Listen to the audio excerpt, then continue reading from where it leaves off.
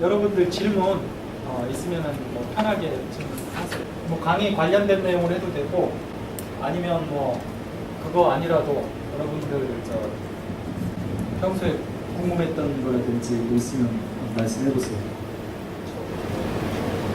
지금 저희 사회가 자본주의 사회에서 불법에서 언론을 유지하고 있는데, 그렇다면 언론들의 입장이 다 돈에 관련해서 자기네들이 돈을 많이 벌기 위해서 모든 걸 하게 되잖아요. 그러면은 언론이 당연히 권력 있는 사람들 쪽으로 갈 수밖에 없는 건 당연한 사실이고, 그러면 그쪽에 대항해서 지금 생각하시는 게 어떻게 하면은 제대로 된 언론을 만들 수 있는지 그런 걸 생각해보고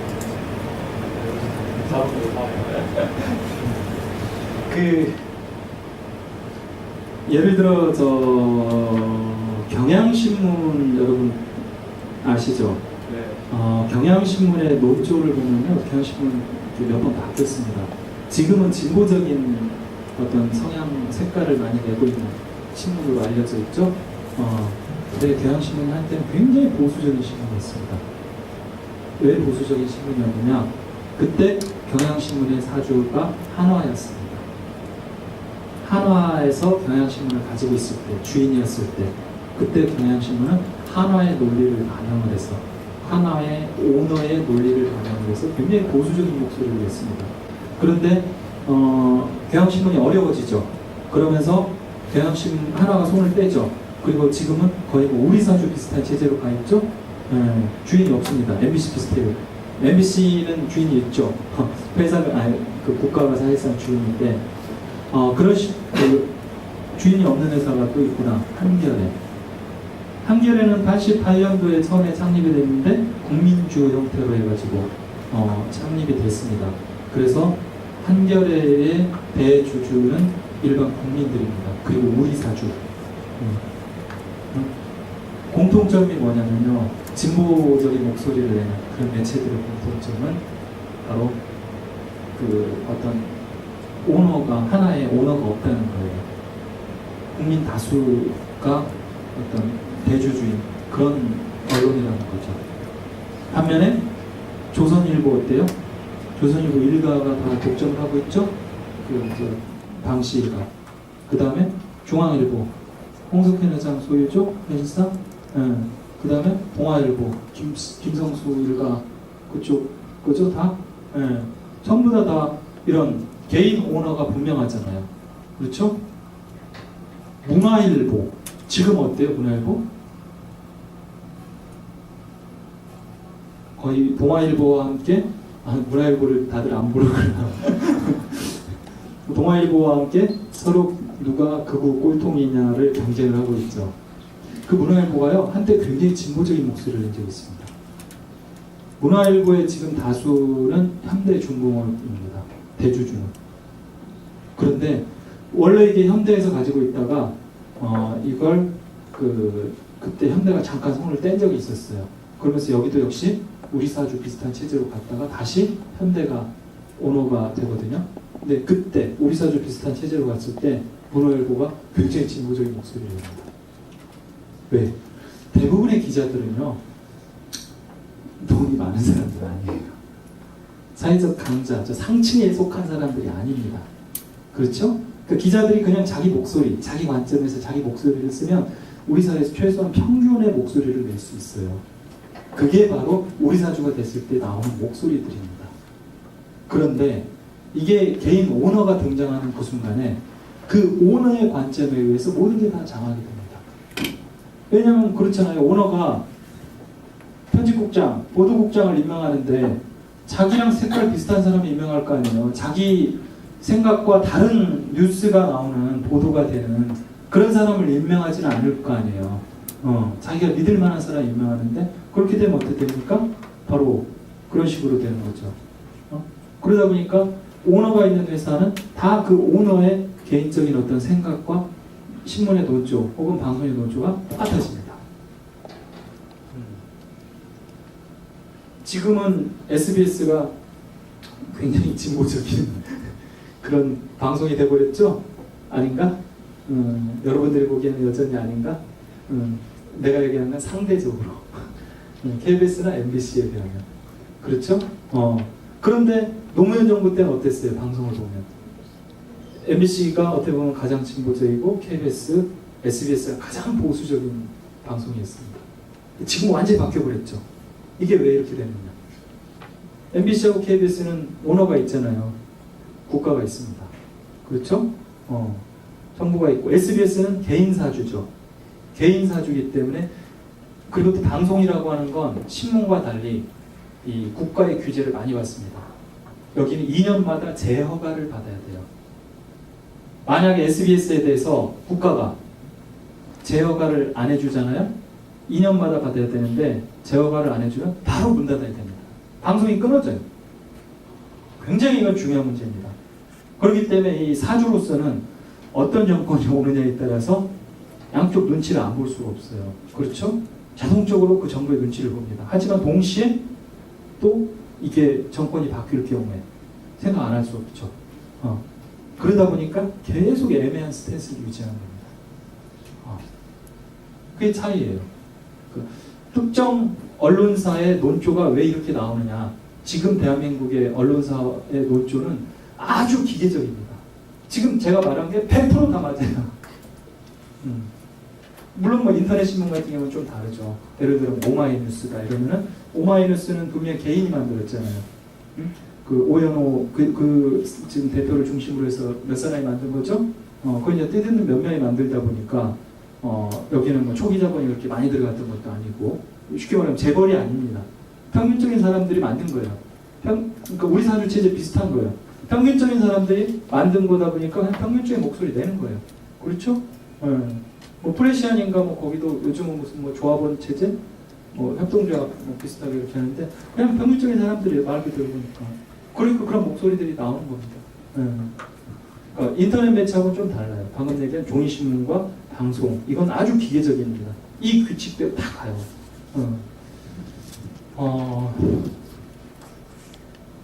모르겠어요. 개인적으로는 자본주의 사회이기 때문에 조중동을 없앨 수는 없습니다. 그렇잖아요. 그 사적 재산 지금 인정되는 자본주의 사회잖아요. 자본주의 사회가 없어지지 않는 한은 그걸 강제로 뺏을 수는 없는 거 아니에요. 그렇죠? 물론 문제가 되면은 부도가 난다든지 그런 상황이 되면 국유화할 수 있습니다. 해체를 할 수도 있고요. 은행이라는 게 뭐예요? IMF 때 공적 자금 투입됐죠? 그게 뭐예요? 부도 위기에 몰리니까 국가가 돈을 집어넣은 거 아니에요. 그래서 사실상 국유화를 한 겁니다. 그러니까 국유화 이러면은 막 빨갱이다 이렇게 또 얘기하는 사람들이 있는데 우리나라 국유화 굉장히 많은 경험이 있습니다. 공적 자금이라는 얘기가 다 국유화라는 이야기예요. 그걸 그냥 공적 자금 이런 식으로 돌려서 표현을 할 뿐이지. 근데 어찌됐든 그런 체제이기 때문에 조중동을 없앨 수는 없고 결과적으로 조중동에 대한 견제는 사람들이 신문을 안 보는 수밖에 없죠. 그럼으로써 그 세력의 영향력을 줄이는 것밖에 없습니다. 자연스럽게. 반면에 방송 같은 경우에는 지금 정권이 바뀔 때마다 어떻게 보면 춤을 추잖아요. 근데 사실은 그래서 개인적으로는 방송 같은 경우도 우리 사주나 아니면 평균적인 국민들이 장악을 할 수 있는, 주인이 될 수 있는 그런 체제로 가는 게 가장 바람직하지 않느냐. 개인적으로는 그런 생각을 하고 있어요. 또 다른 질문? 아까 선생님께서 언론의 기능에서 이야기를 하시면서 언론은 사회적 약자인 다수를 배려해야 한다고 이야기함과 동시에 이것만 휴머니즘에 대해서 이야기를 해주셨잖아요. 선생님께서 생각하시는 휴머니즘에 대한 개념에 대해서 듣고 싶었습니다. 글쎄, 휴머니즘 어렵게 생각하면 굉장히 어려운 건데 뭐 저 어렵게 생각할 거 없어요. 예를 들어서 지금 세월호 특별법 만들자고 뭐 저 김영호 씨 지금 40일째 단식하고 그랬죠? 일단 사람 살려야 될 거 아니에요? 어떤 관점이냐? 사람을 생각하면 돼요. 제일 먼저 지금 뭐 여당에서 무슨 뭐 그 사람들 요구를 들어주면 뭐 국가 체계가 흔들린다 뭐 그러는데 국가 체계 흔들자고 박근혜 대통령이 얘기했잖아요. 국가 개조하자고. 계속 했던 얘기 아니에요. 국가 체계 흔들으라는 거예요. 뭘 위해서? 사람을 위해서. 그렇잖아요. 법과 제도가 존재하는 이유가 뭡니까? 사람 때문에 존재하는 거 아니에요. 사람들이 잘 살기 위해서, 행복하게 살기 위해서. 그럼 그게 최고의 관점이 돼야 되죠. 국민들의 행복. 그게 최대의 관점, 최고의 관점이 돼요. 그 관점에서 생각하는 거. 저는 다른 게 아니다라고 봐요. 휴머니즘이라고 하는 게 모든 걸 생각할 때 뭐 법에 맞느냐, 뭐 제도가 맞느냐 이게 아니라 그 사회적 다수. 일단 제일 중요한 게 사회적 다수 아닙니까? 네. 최근에 보니까 뭐 상지대 김문기 총장이 복귀를 한다고 그러던데 다 다수가 반대하잖아요. 그리고 국민들한테 물어보면 알잖아요. 거의 김문기 이사장이면은 그 사학비리의 상징적인 존재인데 나이 82세에 우리 나이로 하면 83세겠죠? 아무리 박근혜 정부 들어서 올드보이들이 많이 복귀한다고 하지만 80대까지 이제 복귀를 한다니까 참 기가 차던데 모든 관점이 다 마찬가지예요. 그 대학을 제가 요즘 시간 강사를 하면서 대학 강의를 하고 있는데 그 전에는 저도 그렇게 심각한 줄 몰랐는데 대학교를 가니까 굉장히 심각합니다. 혹시 여기 건국대 출신 있어요? 한양대 다니시는 숙대 다니시는 분 없나요? 편하게 얘기할게요. 제가 알고 있는, 그러니까 제가 알고 있는 대학만 거론한 거예요. 나머지 대학들도 똑같을 거예요. 서울대 정치학과의 한 학년당 평균 학생 수가 40명입니다. 그리고 대학원이 있어요. 석사, 박사. 그래봐야 거기 한 20명 정도 많이 쳐주면 그렇게 있고요. 그 다음에 건국대 가면은 한 학년이 비슷합니다. 40명 정도 됩니다. 그리고 거기도 역시 석사, 박사가 있어요. 물론 건국대 대학원은 일반 학생들보다는 그냥 중간에 이렇게 들어온 사람들 있죠. 직장 다니다가 혹은 현직에 직장을 다니면서 지금 대학원 다니는 사람들도 많은데 어찌됐든 그런 식으로 되어 있습니다. 그런데 서울대의 정규직 교수가요 한 14명 정도 돼요. 건국대의 정규직 교수가 지금 올해 한 명을 충원해가지고 5명입니다. 그럼 나머지는 누가 가르치느냐? 다 시간 강사죠. 건국대 시간 강사가 14명인가 된대요. 정치학 외교학과에. 그래서 제가 너무 황당해가지고 다른 데는 어떤가 해서 물어봤더니 이제 숙대도 거기가 교수가 6명인가? 정규직 교수가 한양대 3명. 왜 그러냐면 대학 입장에서 봤을 때는 학생들 입장에서 생각을 해보세요. 학생들 입장에서 생각할 때는 시간 강사라고 하는 거 왔다가 가는 거잖아요. 물론 뭐 유능한 강사들도 있겠죠. 그렇지만 왔다가 가는 사람이 얼마나 애정이 있겠습니까? 그렇죠. 학생들에 대해서도 그렇게 큰 애정은 없을 거예요. 흘러가는데. 그런 사람 입장에서 얼마나 열심히 가르치고 싶겠습니까? 열의가 생기겠습니까? 그렇잖아요. 학생들 입장에 생각한다면 차라리 정규직 교수가 낫죠. 정규직 교수는 얘들이랑 일단 4년 동안을 함께 생활할 거 아니에요. 그렇죠? 그리고 애들이 나중에 졸업을 하더라도 이제 그때 교수님이었다라고 생각하고 계속 인연이 이어지는 거 아닙니까? 그러면 허투루 가르칠 수 있겠어요? 물론 그런 사람들도 일부 있겠지. 그렇지만 기본적으로 학생들을 대하는 게 시간 강사 같은 비정규직과 정규직은 분명히 차이가 있을 겁니다. 그렇죠. 네. 그 관점에서 보면 돼요. 하지만 학교 입장에서 볼 때는 어때요? 교수가 한 학기 많이 강의해야 3과목 강의합니다. 그렇거든요. 근데 이 사람들한테는 학교에서 계산할 때는 정규직 교수 한 사람한테 1년에 1억이 들어간다고 계산을 해요. 그냥 이 사람들 연봉을 줘야 되죠. 거기다가 연구실이 또 있죠. 연구실 운영해야 되죠. 또 기타 무슨 보험 같은 것도 다 내줘야 되죠. 4대 보험 다 내줘야 되고 또 중간에 보면 무슨 연구 B 뭐 이런 식으로 해서 또 들어가는 분들이 있고요. 하여튼 그다음에 뭐 조교 같은 것도 또 딸려줘야 되죠. 사람 한 명 늘어나면. 뭐 그런 정도로 해서 나가는 게 1년에 1억이라고 이야기를 해요. 그런데 세 과목 가르치는데 시간 강사 쓰면 어때요? 시간 강사 한 달에 50만 원 정도 받습니다. 세 과목이면 5, 3, 19, 한 달에 150만 원. 방학 때는 또 안 줍니다. 4개월을 쉽니다. 그러면 1학기에 4개월, 2학기에 4개월, 600만 원, 600만 원, 1200만 원이면 다 하는 거예요. 근데 정규직 교수를 채용하면 1억이 들어가요. 그러니까 안 하는 거예요. 세월호. 우리가 세월호 선장과 선원들에 대해서 욕 많이 하잖아요. 저는 그걸 보면서 이 사람들 참 불쌍하다라고 생각을 많이 해요. 왜 불쌍하냐면 선장이 비정규직이잖아요. 비정규직으로 그 사람 월급 때 잊어버렸는데 500만 원이었던가? 500만 원은 안 됐던가? 500만 원도 안 됐던 것 같아요. 내 기억에. 비정규직이었어요. 하여튼. 선장이 비정규직이에요.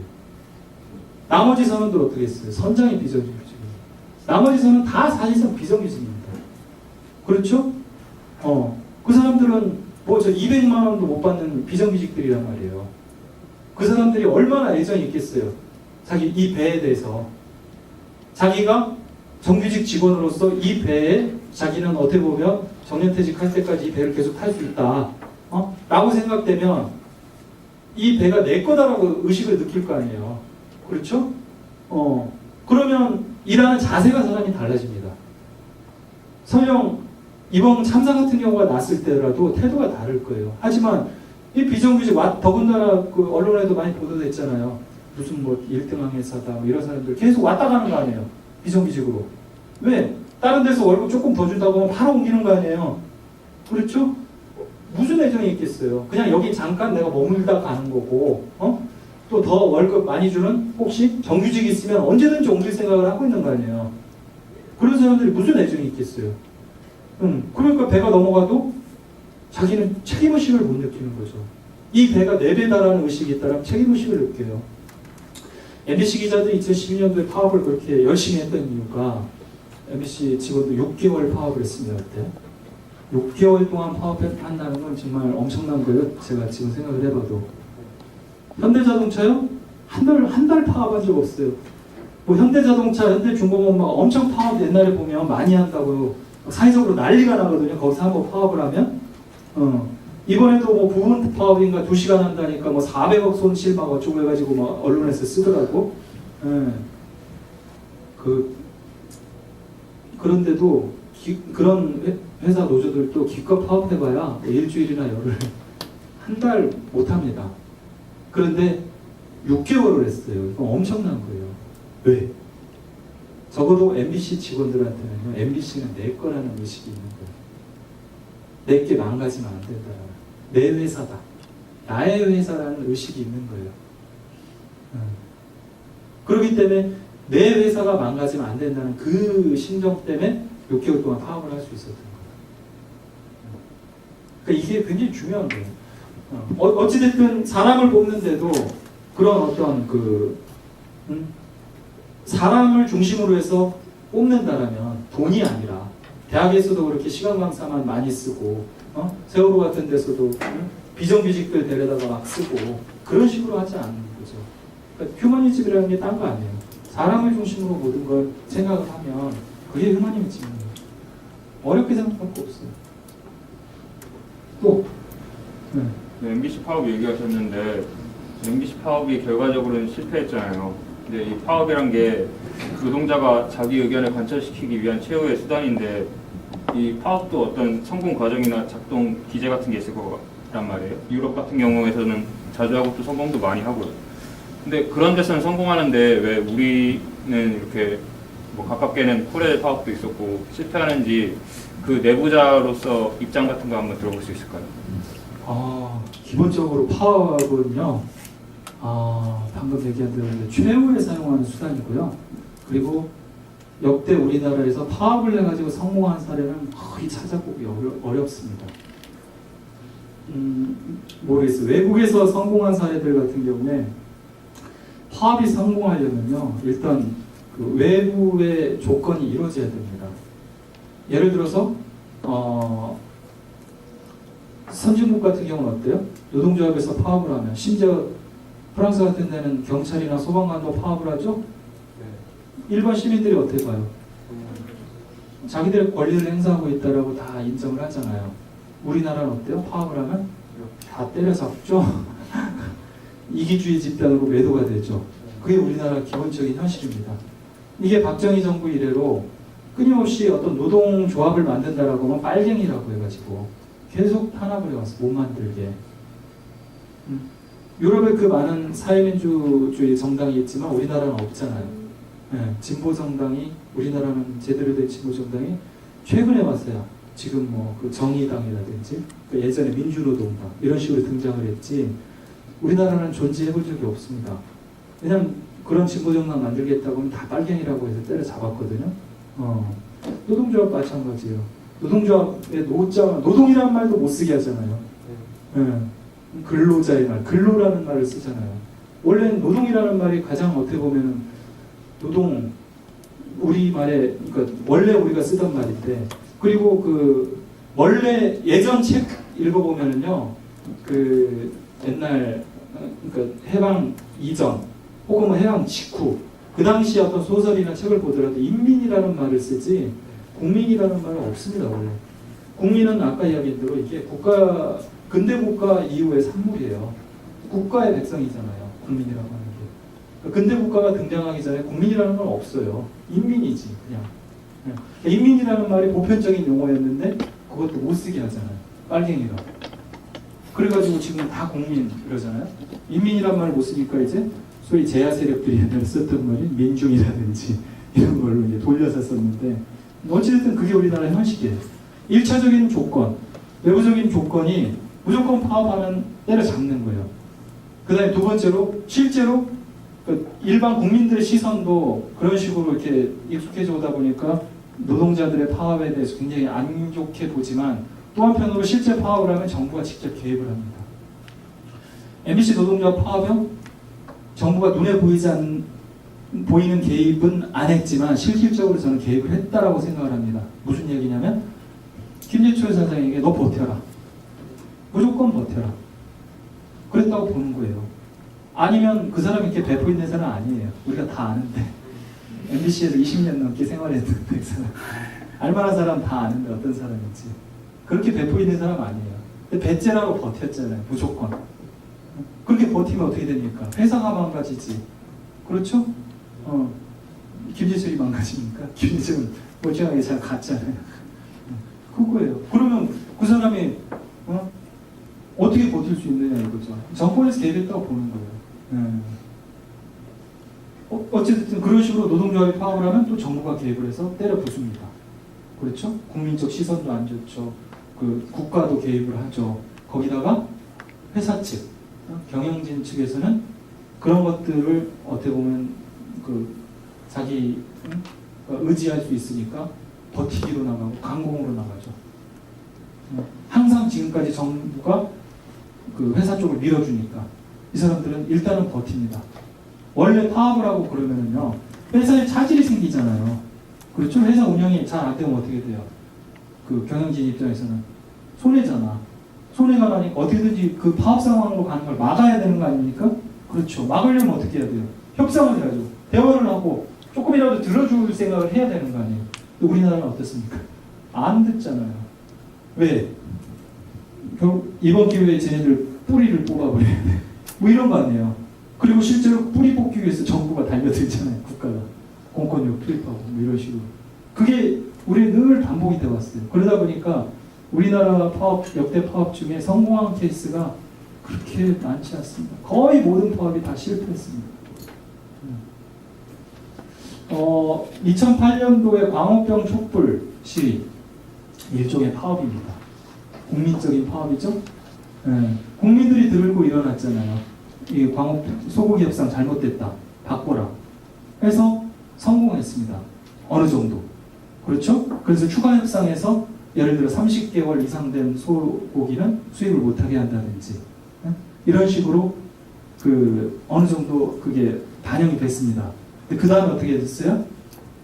쫙 정부가 단속해서 뭐 그때 미네르바 누구죠? 뭐 그 사람 박대성, 그 사람 뭐 잡아 구속시키고 결국 무죄 받고 나왔죠? 우리한테 사람들 알았어요. 저 무죄다. 말도 안 되는 짓을 하고 있다. 잡아가는 사람은 그걸 몰랐을 것 같아요. 알면서도 잡아다 구속을 시킵니다. 왜? 공복이.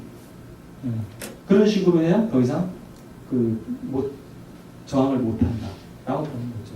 어떻게든지 괴롭히는 거예요. 그런 어떤 주변적인 조건 자체가 굉장히 안 좋습니다. 노동자들에게 우리나라가. 그 강의 내용이랑은 별 상관없는 건데 제가 평소에 궁금해서 그런 거거든요. 괜찮아요. 요즘에 그러니까 방송국 안에서 그러니까 그 손석희 씨나 김주아 씨도 아나운서였다가 기자 전직을 한 걸로 알고 있는데 되게 직종 전환이 좀 활발한지. 활발하지 않아요. 그걸 이제 MBC에서 아마 처음으로 이렇게 몇 번 시험을 했어요. 그런데 별로 그렇게 성과가 없었어요. 손석희 씨는 기자로 왔다가 다시 아나운서로 돌아갔고요. 그 다음에 아나운서였다가 기자였던 사람이 보면은 여러분들이 다 아는 사람들밖에 없습니다. 백지연, 그 다음에 김주하, 그 다음에 이번에 누구죠? 9시 앵커하는 여자의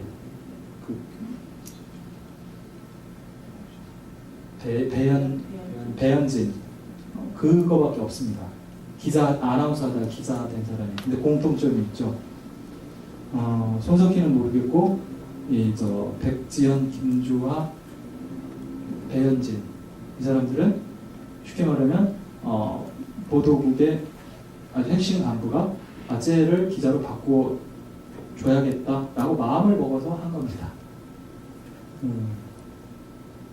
다른 사람이 무조건 기자한다라고 해서 되는 거 아닙니다.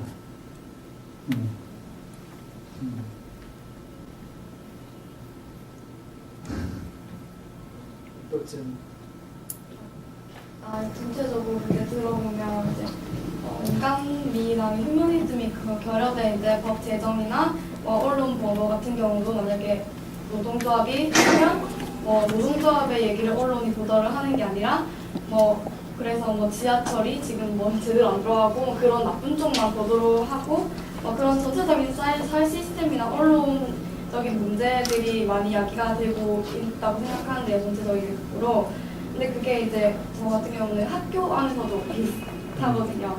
내가 학교 안에서 이제 기자를 한다면 아까 말씀하셨던 것처럼 약자 입장이 사실은 학교의 주인은 학생이라고 말을 하지만 사학적인 이제 대학교 같은 경우는 학교의 주인은 사실 이사거든요.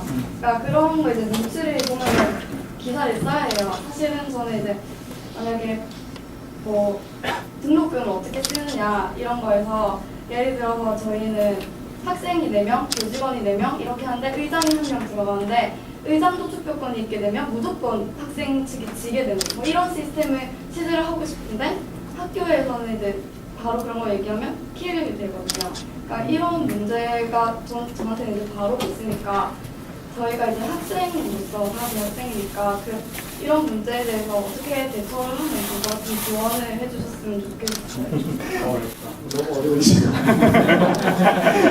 MBC 내에서 얘기를 하시고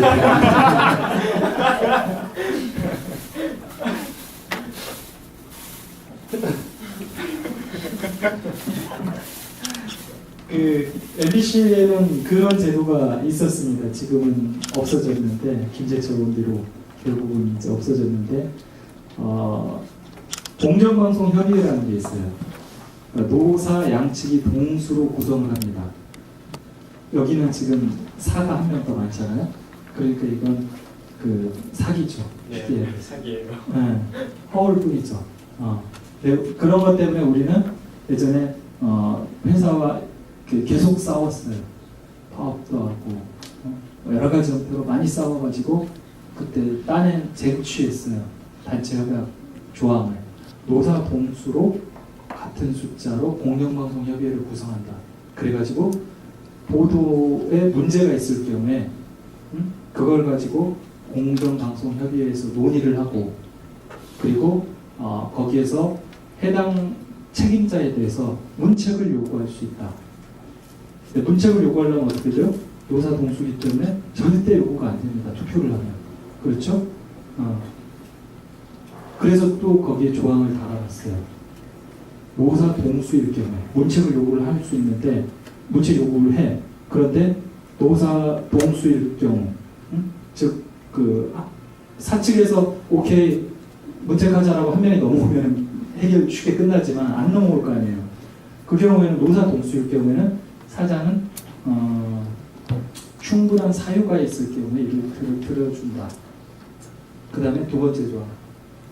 그 해당 책임자가 그 문책을 한번 그 문책 요구를 당하고 나서 3개월 이내에 또다시 문책 요구를 받을 경우에는 노사 동수라도 사장은 특별한 사유가 없는 한 이를 수용해야 한다.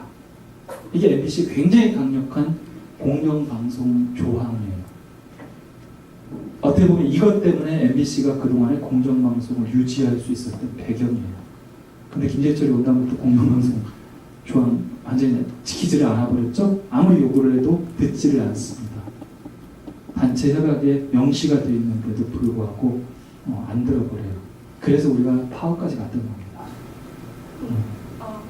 제가 질문하는 내용을 이제 그러니까 그건 아는데 아까 얘기했잖아요. MBC 노동조합이 그 조항을 얻기 위해서 엄청나게 싸워서 얻었어요. 그리고 회사는 이명박이 오고 김재철이 온 뒤로 이 조항을 없애기 위해서 또 무진장 노력을 했습니다. 결국은 단체협약 자체를 다 없애버렸어요. 단체협약은 원래 법적으로 유효기간이 2년입니다. 물론 뭐 협상 기간은 서로 노사가 동의하면 그걸로 끝나는데 특별한 그 뭐 기한을 이렇게 정하지 않으면 2년입니다. 2년마다 갱신을 해야 돼요. 여러분 많이 들어봤잖아요. 그 노사 협상을 한다라고 할 때 항상 보면 노사 협상에 1번은 임금 협상, 2번은 단체 협약 협상 이런 얘기 하잖아요. 단체 협약, 단체 협약 하는데 이게 뭐냐 여러분들 아마 무슨 소리냐 그게 뭐냐 이런 사람도 있을 거예요. 단체 협약은 노사가 회사를 운영하는 데 있어서 이렇게 운영을 해나간다라고 합의한 사항이에요. 이건 법적인 지위를 갖습니다. 이걸 따라야 돼요. 하지만 이걸 회사가 지키지 않아도 우리나라는 지금 처벌 규정이 없습니다. 안 만들어놨어요. 그걸 이건 저 국회에서 제정을 해야 되는데 그걸 안 만들어놨어요. 그러니까 단체가 아무 때나 불리하는 회사 쪽에서는 그냥 무시합니다. 그리고 적어도 MBC 같은 데는 언론사라고 어찌됐든 그래도 단체협약은 그동안은 꾸준히 유지를 해왔거든요. 그런데 이제 이명박 정부 이후에 지금 완전히 단체협약 자체를 없애버렸습니다. 어쨌든 열심히 싸우는 수밖에 없어요. 자, 마지막 질문 한번 받아볼까요? 아주 궁금한 게 아까 처음에 언론관에 대해서 이야기를 하실 때 언론은 객관적이지 않다 이런 말씀을 하셨잖아요. 근데 지금 이제 기성 언론 기자 되는 분들이 대부분 언론고시 보고 이렇게 들어가시는 분들이 많은데 그런 언론에 대한 관점이나 뭐 유죄 선정 이런 것들에 대한 생각이 주로 뭐 노조 하시는 분들 이런 분들의 언론에 대한 관점과 입장이지 아니면은 대다수의 기자들이 그런 생각을 하고 있는지 그게 궁금해요. 대다수의 기자들이 어떤 생각? 그 기성 언론에서 일하시는 분들. 그러니까 어떤 생각? 네. 그 객관성 없다? 네, 그런 것들. 그렇게 얘기하는 사람들 별로 많지 않죠. 왜냐면 별로 생각을 안 하니까.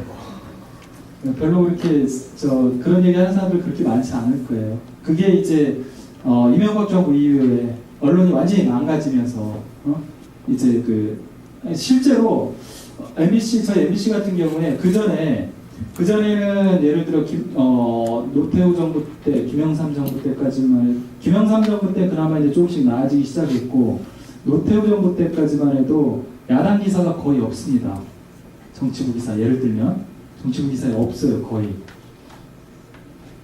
그리고 김영삼 정부 시절부터는 야당 기사가 좀 등장을 합니다. 그리고 그럼에도 불구하고 어떻게 보면 뭐 비율로 따져본다면 예를 들어 뭐 7대3 그리고 여당 기사가 7이면 뭐 야당 기사는 한 3 정도. 야당 주장을 별로 방송에서 보도를 안 해요. 그러다가 DJ 정부에 들어선 뒤로 기계적 중립이라도 지켜야 되는 거 아니냐.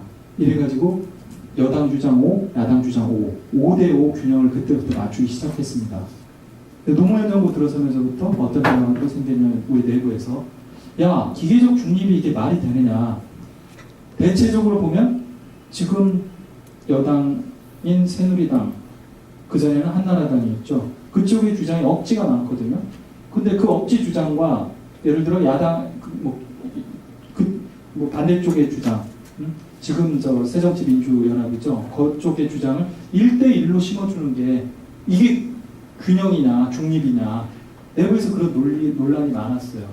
분명히 맞는 건 맞다 틀린 건 틀리다 해줘야지 거기에 대한 아무 설명 없이 억지 주장도 그대로 또 그냥 실어주고 이렇게 해주는 게 과연 맞느냐라는 게 내부에서 많이 제기가 됐어요. 그래서 그거 바꿔보자 해서 적극적으로 맞는 주장 위주로 보도를 하자.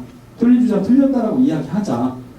그러면서 보도가 조금씩 변화를 하기 시작합니다. 5대5 중립 여기에서 방금 얘기한 대로 그 약간 틀린 건 틀렸다, 맞은 건 맞다라는 식으로 이렇게 하기도 하고 또 5대5로 갔다가 가기도 하고 이런 식으로 좀 많이 넘어갑니다.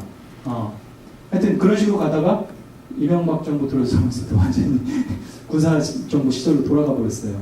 그러니까 기자들이 그런 고민들을 합니다. 어떤 게 공정하냐, 어떤 게 공정하냐라는 그 고민은 해요. 하지만 아까 얘기한 대로 기껏 전진한 정도가 5대5 기계적 중립 이 정도까지만 갑니다. 그게 이제 문제죠.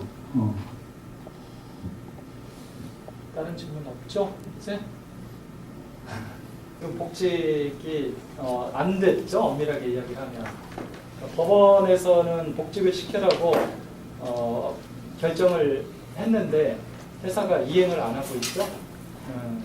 회사가 제대로 이행을 안 해요. 그러니까 법원 결정조차도 안 따르고 있는 사람들이에요. 판결조차도. 하여튼 그러면서 회사에서 법원 결정을 자기들 멋대로 해석을 해가지고 이건 당신들의 임시직이다. 회사에서 법원 결정 자체는 임시직으로 2심 판결 때까지만 임시직 지위를 유지하는 거다. 이런 식으로 주장을 하면서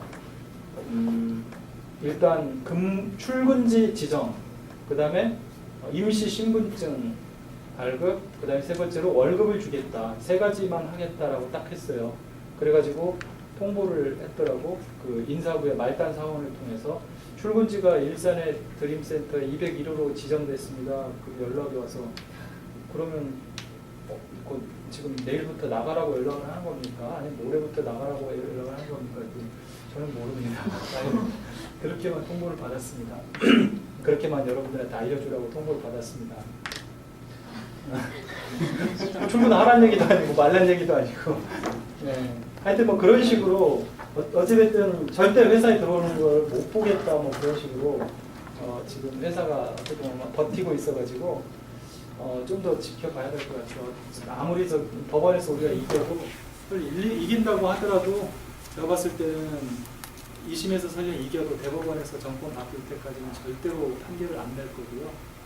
YTN도 지금 계속 끌고 있죠. 5년, 6년 지금 대법원에 내년 초쯤에 우리 그 소송이 다 판결이 날 텐데 정권 바뀔 때까지 계속 붙들고 있을 겁니다.